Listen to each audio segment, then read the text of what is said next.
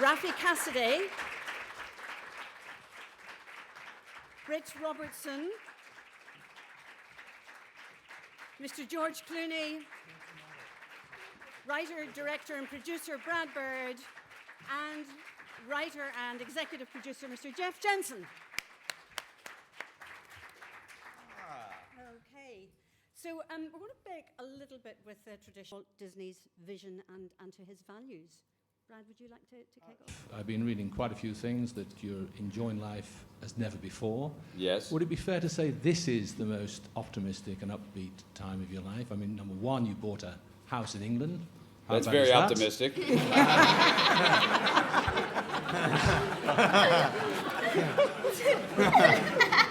A house you could grow old in. And number two, you've married, of course. Yes, I am married. So how do you feel today compared to the last 30 years? The last 50 years.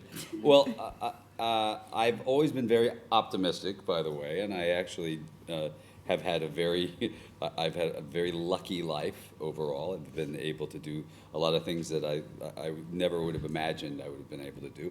But it's a very good time in my life. Yes, I'm having a wonderful time, and I'm a very lucky man to have met someone as special as my wife. So I'm very happy and very optimistic, and I'm working on my house as we speak. It appeal to both kids and adults. There's the jetpacks, the teleportation, and the rocket out of the Eiffel Tower.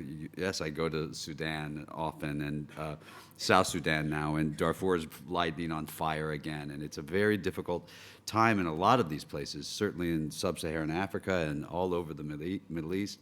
And you'll see these things and you'll feel just completely inundated if you watch the news, and you should watch the news, but it can't just be that. There has to be some positive in it.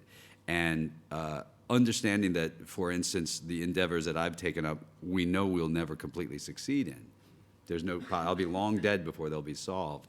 But participating is part of the game, getting in and getting involved. And so I've always believed in that. Again, it was part of what attracted me to the film. That was as fast as I could do it. Thank you. There's a lady on this side, and then we'll move the mic back and on the page, but also to Britt and to Rafi. What about the scale of the film? I would hope that as we get a little older and get a little more used to some of our new technologies, that we get away from them a little bit. I find that we're slaves. Yeah, I was at a fundraiser with the president a few years ago, and everybody there, we were shaking hands with people, and everybody there was shaking hands like this. Hi, how are you? Hi, how you doing?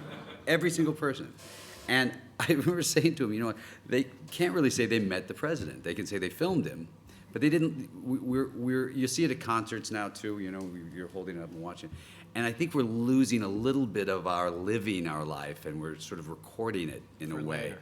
Yeah, we're recording to watch it later. And maybe we watch it, or maybe we just send it to our friends and post it on That'll Facebook. be the afterlife. Yeah. You just watch what you recorded. Yeah. How was life? Oh, let's see. Oh, God, that was a great concert. I should have seen it. And to follow on from that, speaking of travel, George, you previously had plans to visit Ireland with Bono at one stage a couple of months ago. Maybe. I would be like maybe, 30 years from now. I have a lot to... Am I 70? I'm just saying I'm not as advanced as you, my friend. I need more time to get there. Backtrack it. Here I go, scooting away.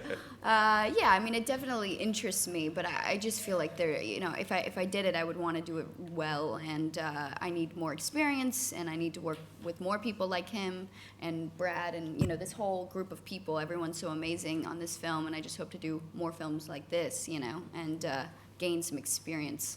Take it, one step at a time at this point. Like The Man Next to You, your career began in television and you're moving into movies.